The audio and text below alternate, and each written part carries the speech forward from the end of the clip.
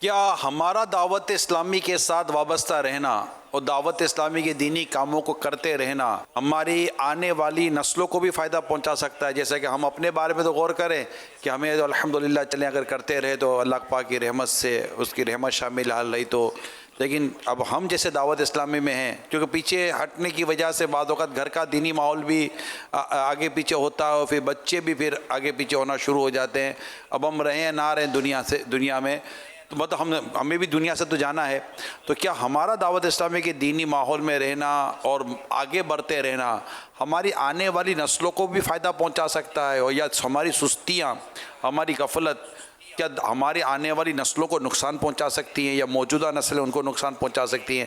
اس تعلق سے بھی کچھ مدنی پھول عطا فرمائیں۔ دیکھیں، یہ تو گھر گھر میں اس کا ثبوت موجود ہے، آپ ہوئے یا میں ہوا، ہم کیا اپنی کوشش سے جد و جہد سے مسلمان ہوئے تھے؟ ہم مسلمان اس لیے کہ ہمارے ماں باپ مسلمان تھے، تو یہ ہمارے ماں باپ کی نسل کو فائدہ ہوا کہ نہیں ہوا؟ اور جو غیر مسلم ہوتا ہے اس کے گھر میں بچہ پیدا ہوتا ہے وہ کیا بنتا ہے؟ ویسا ہی بنتا ہے نا۔ یہ تو اللہ توفیق دے اور کوئی ایسا حساب کتاب ہو جائے کہ وہ ایمان لے آئے، وہ الگ صورت ہے۔ تو یہ کہ ماں باپ کے اچھے راستے پر ہونے کا فائدہ تو موجود ہی ہے، اور ہماری اولاد جو ہوگی الحمدللہ وہ بھی جو مسلمان ہی تو ہے نا ہماری اولاد، کیونکہ ہم مسلمان ہیں، تو یہ نسل در نسل فائدے تو ہوتے ہیں اور دیگر برکتیں بھی ملتی ہیں۔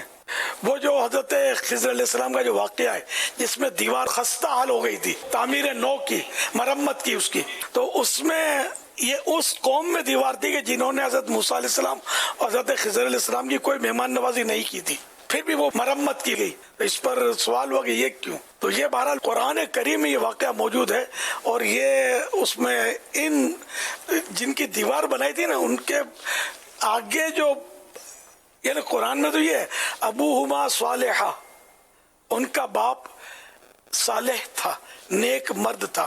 اعلیٰ حضرت رحمۃ اللہ علیہ لکھتے ہیں، علماء فرماتے ہیں وہ ان بچوں کا 8ویں یا 10ویں پشت میں باپ تھا، یعنی اور بھی دور کا رشتہ تھا والد ہونے کی حیثیت سے، پھر بھی اس کی برکت سے وہ دیوار بنی، خزانہ محفوظ ہوا۔ تو یوں مطلب پشت در پشت بھی فائدہ پہنچتا ہے الحمدللہ۔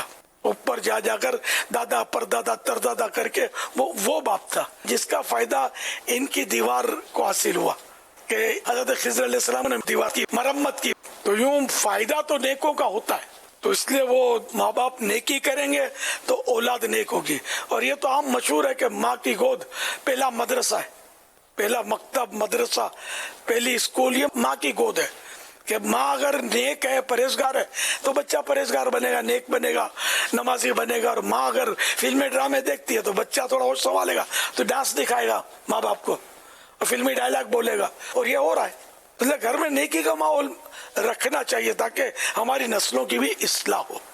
تو اس لیے سب دین کا کام کریں، نمازیں پڑھیں، سنتوں پر عمل کریں، حلال کھائیں، حرام سے بچیں، اپنے اخلاق درست کریں، گالی گلوچ سے بچیں، اپنی زبانوں کی حفاظت کریں، تو آپ کی اولاد بھی انشاءاللہ اچھی بنے گی۔